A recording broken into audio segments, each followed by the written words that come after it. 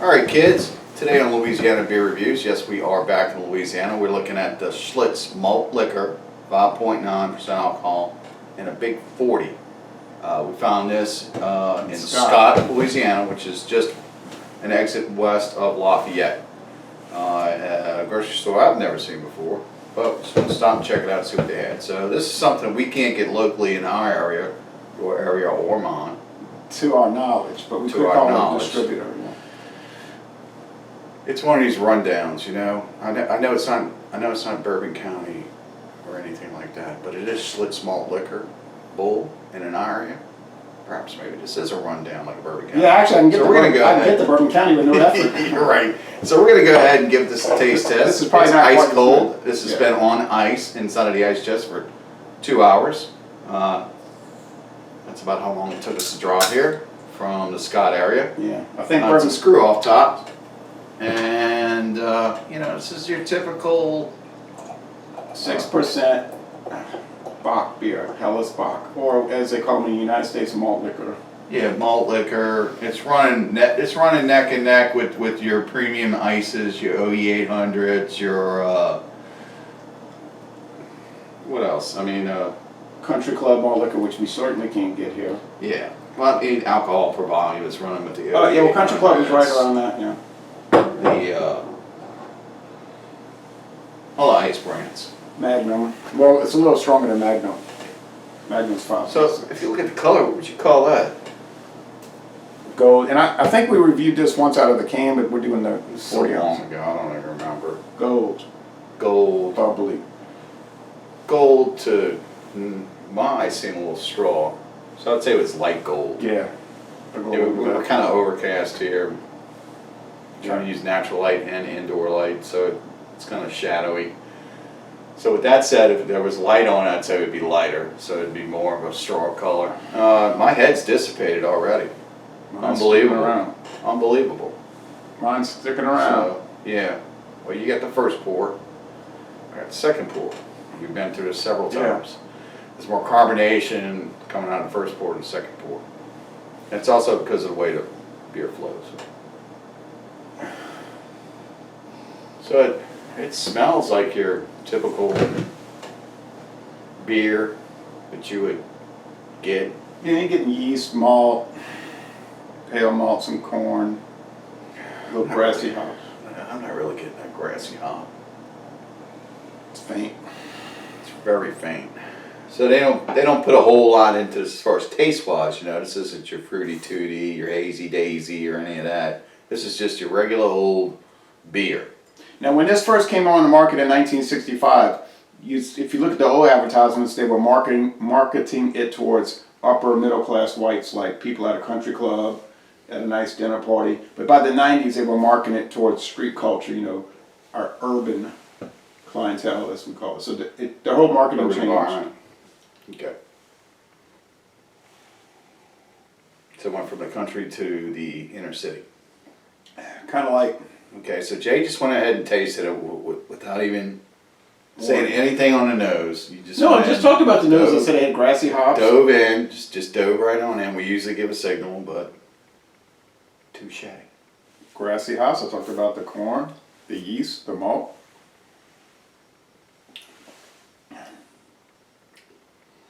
This has got some body to it.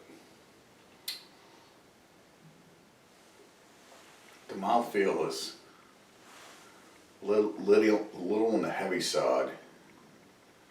It lingers for a little while, even though it's watery when you drink it. Taste, chug, taste, chug. Anyway, so moving on from that, it's refreshing, I'd say. The alcohol is not really kicking you, but you know we're not amateurs at this game, so we're. And you talk about Bourbon County, and that's a great beer, of course, to me. but you feel like you took medicine after you drink a whole bottle because it's so strong. Yeah, well, here we are on December the 29th, 2018, and you can still go to the local grocery store and pick one up if you want. Yeah, After well, Black Friday. you know how it goes with these beers. Like it's super hot, and then after 5 years, it just kind of doesn't catch on like it used to. So they're sitting there. You know, it's almost like some would call it a shelf turd now. Yeah, I hate those kind of terms. I would just use a term like a slow mover. Yeah. Well, it's the color of a turd, so. I don't like to use those kind of terminologies. All right, I find it's got a little prickly, grassy hop at the end of the sip. Yeah. Some of you, if you can offer like those Holland beers. Yeah, those Dutch beers have that. Yeah. That European top that we get sometimes. Which we kind of got in that Russian beer too, we did. Carl. Oh, yeah. I can't remember the name of it. I can't remember. It came in that hourglass. It was a really cool looking bottle. Yeah. Just down there in the landfill. This is heading toward Elephant from Carlsberg, but not quite there as far as the strength or the punchiness. Yeah, Elephant's 8.0. Yeah, well, I think it's like 7.6, but it's. Excuse me, also 0.4 off. Anyway. But it's close to that, and it can be a little. It's not too much for me. I love that Carlsberg Elephant. Okay. This is really smooth. It's a smooth drinker. It's real watery, but it leaves an aftertaste in the mouth of corn. You can taste the corn. The hop is there, the little grassy hop that you were talking about, which was faint on the nose, so I didn't think it was in here. And it's sweet corn, hop, little barley maybe, little barley. To me, it's one of the better mass-produced beers you can have. It's a little milder and nicer than the Schlitz High Gravity, the 8.5. That's a little too much for me. I know you love it, but to me, it's a little too heavy for me. This is more of a lighter malt liquor for lighter-bodied people, or if you want to say you're weak, you can't handle it. I'll be the first to admit that. I'm a little too weak for those kind of things. Wow, it's good. It's drinkable. It's tasty. I want to retract I'm sorry to interrupt. I want to retract an earlier statement I made. I said 7.6. Actually, the Elephant is 7. I remember that. It's a 7.0. Okay, I was a point off. So, 7.0. All right. So, how would you score this crisp item? Crisp, delicious, easy drinking, affordable, clear. I have to give it an A. I'll give it an A. It's a solid A. I know. I wish they nothing sold. wrong. There's absolutely nothing wrong with this beer. Yeah, when we went to Mercado di Familia. Absolutely nothing wrong. It's delicious. When we went to Mercado di Familia on US Highway 90 in Beaumont, they had the 15 packs of Schlitz malt liquor, the 12-ounce cans. I mean, that would be a great thing to have as a standby beer. But we're stuck with Keystone Ice, and we don't really feel like we're getting stuck with it because Keystone Ice is as good as this. Yeah. They're like neck and neck in goodness. Right. Yeah. But this has got more flavor. The Keystone Ice has got more of that Coors note to it. With a little banana note from that Coors yeast. Right. Which is Belgian based. Now, we did a bunch of videos on the road and here coming back from the trip, we just got back. So you'll probably notice that the videos seem ragged, like we're like at each other's throats a little bit now, because when you're traveling like that, you're like tired and there's always somebody in the left lane blocking the highway and there's like all this like irritation, and in the hotel there's something wrong there, and then I left my power cord at the hotel and I couldn't even get on the internet, and then you had some like technical issues with it. And so you just like, when you're doing the video, instead of like a normal time period, instead of us being like, yeah, and then we're both bachelors and we both live in separate households alone, so we're kind of used to our downtime and our pads per se. So when you put two of us in a double occupancy room, we were like two bachelors doing our thing. So sometimes we were stepping over one another, sometimes we weren't. So right, so the videos you'll see like a lot of, it's like the Beatles making the White Album in Abbey Road. But they broke up, so, but I think these will keep going on, these videos. Yeah. So the videos that we have, the little paper cups, those are on road. I think we actually mentioned that. Right. Sorry for the glassware, we have paperware. Right. And then the last one we had clear plastic cups. At least we had clear cups. Okay, well anyway, so that's it. It was interesting, but so now the trip is over, so then you'll probably see more like calm, sedated videos. So we can talk about the two breweries that we went and visited. Shiner was great, and it's free, and you get free beer. Right. But it's and they give you 3 tokens, and they give you the little 8-ounce sipper. Is it 3 or 4? And then it took us on a great tour. Fantastic, great history. It's in the middle of the country and somewhere in Texas. That's the only downside to it. Don't think it's close to anything. So if No, it's you not. better not be in a rush if you're going to Shiner, because you're going to be very frustrated. Yeah, but it was fantastic. People, it's that small town Texas pride. You know, we have, this is ours. We built it. Oh yeah, they like love their brewery. So yeah, and you could feel it. And some of the photos that I took were just fantastic. Some of the stuff in there, those big copper stills. Yeah, and their beer was all fresh. Yeah, And it was delicious. then we went to Karbach, which is just outside the heart of Houston. It's like outside the inner ring. So And it was a totally different experience. It's still great. But you got to pay for that now. Yeah, Okay. some folks were kind of referring to the Karbach experience as being a restaurant. Because we were talking about... Yeah, it's kind of like a You know, restaurant. some of the younger folks who were talking to it, they're like, oh yeah, well this is kind of like a restaurant. Well yeah, you first go into like what's called the brew pub area. Where it's like, they say it's gastro food, which we're not really interested in.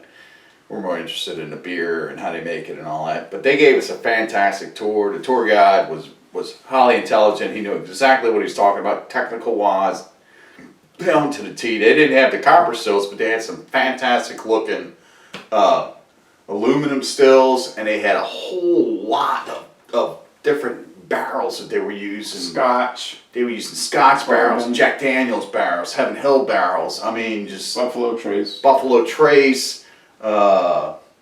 Yeah, so that was really Basically, interesting. they were saying that, okay, we're going to go ahead and age in bourbon barrels, but you're not going to know what bourbon barrel it is because we don't know which one we're going to get. So, Right. Every new varieties that they Yeah. come out with is going to be different. yeah. Sadly, we couldn't buy a bottle there because they're not allowed to sell beer from a brewery in Texas. So Well, they had some it was kind of like, it was weird because you went walking in, the hostess at the hostess stand, and then they had like looked like a little retail corner set up with some bourbon barrel aged and some other stuff in there. yeah, you can't buy them just on display. Yeah, well, what confused me is that they had space for 5 and 5, 2 rows, 5 bottles, 5 bottles.